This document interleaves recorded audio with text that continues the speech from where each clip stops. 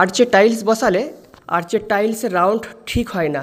তো যখনই জিজ্ঞাসা করা হয় এটা ঠিক হলো না কেন, অনেক মিস্ত্রি বলে রাজমিস্ত্রি ভুল করেছে, তা আমি ভুল করেছি। তো এটাও ঠিক করার একটি সমাধান আছে, তাহলে চলুন দেখে নেই।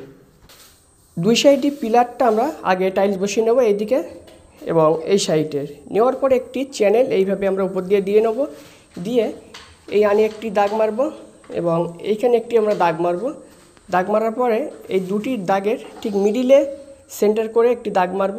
মেরে আমরা এই টাইলসের ভিতর থেকে 1/2 ইঞ্চি আমরা ভিতরে ধরে নেব। ধরে নিয়ে আমরা এটা দেখে নেব আমাদের রাউন্ডটা ঠিক আছে কি না। যদি রাউন্ড ঠিক থাকে কোনো সমস্যা নেই, আর যদি না ঠিক থাকে তাহলে আপনারা কিন্তু আমার মতন করে ভেঙে নেবেন, নিয়ে একটু মশলা ধরিয়ে প্লাস্টার করে নেবেন। নিয়ে তারপরে কিন্তু আমরা এই যে মাপ আছে এইখানে একটি রাউন্ড টাইলস কেটে নেব, নিয়ে এই সেটটা আমরা ওইখানে ফিটিংস করব, তাহলে একদম 100 রাউন্ড হবে।